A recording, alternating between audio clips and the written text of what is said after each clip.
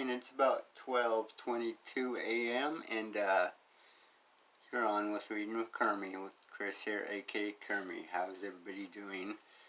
And you're probably wondering why I'm on so late. I ran some errands earlier and didn't have time. By the time I got back, it got too late and it was da. But anyway, I'm here with Reading with Kermie, no matter what time of day or night it is. And don't stress the small stuff. It's just small stuff. I'm on the second book of Don't Stress the Small Stuff with Your Family. And we are on chapter 10. So this chapter is called Don't Answer the Phone. Alright, I won't then. Let's see what this chapter has in store for us. Do you like my background in my room? You get a cool, pretty background today. How's that for a bonus reading with Kermie? Alright, continue. How often have you been completely overwhelmed by all that you're doing at home when, at the worst possible moment, the phone rings? Dun dun dun. Or you're trying to desperately get out the door by yourself or with your kids when ring, the phone rings. The phone calls out for your attention. Or, on the other end of the spectrum, you're absorbed in a special moment by yourself or with someone you love when again the phone rings. The question is, did you answer it? Did you answer it? If you're like most people, you probably did, but why? Our response to a ringing phone is one of the few things in life over which we have absolute control and decision-making authority over. In this day and age of answering machines and voicemail, it's not as critical to answer the phone as it once was. In most cases, we can simply call someone back at a more convenient time. In our home, one of the most stressful moments is when the phone rings just as we were going out the door in the morning and one of the kids runs over and answers it. Now, rather than getting in the car, I'm back on the phone, addressing someone else's concern.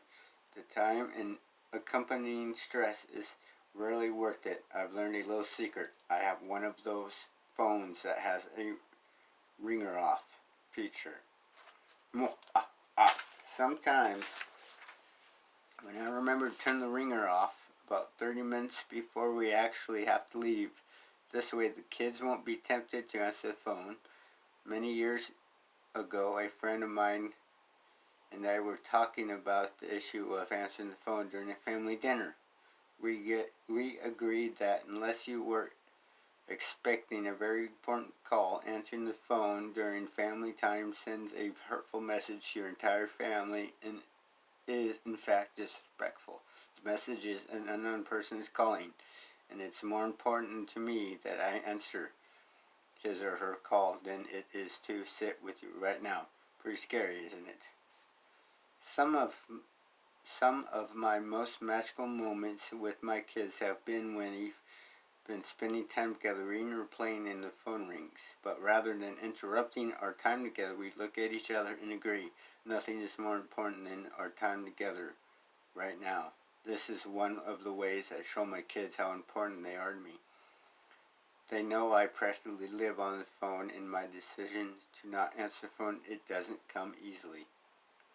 Obviously, there will be many times when you'll want to answer the phone. I urge you, however, choose carefully. Ask yourself the question, is answering the phone at the moment going to make your life easier, or is it going to add stress to my day? Simply as it seems, choosing not to answer the phone on selected occasions can be a very empowering decision and can greatly reduce the stress in your home life. Alright, that's a good reading. There's definitely times in my life where I ignore when the phone rings. You know, if it's important, please, leave a message and I will call back. I always do if it's important.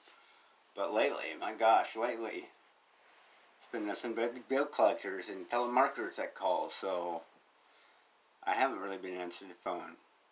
I see a 1-800 number or even a 425 number. I'm like, leave a message, I don't know your number. And they don't leave a message, so voila. But, yeah, in my opinion, the choice is yours. You know, make those priorities for yourself, because I know if I have a family dinner and a family table for any meal or whatever get together, I will make it a rule to put the phone in a basket until the event or meal over with. But right now in my life, in that case, I don't even have a living room table to sit on. So me and my sister sleep on or sit on the couch and eat meals, and it's not conventional, but that's what it is. And there's times we don't want to answer the phone, but we know sometimes when the phone is a necessity and necessary. There are times in everybody's life like that. So I think it's use your own discretion on answering the phone, isn't it, boys and girls? Anyway, trying to talk quiet. My sister just recently went to sleep, so I'm hibernating in my room.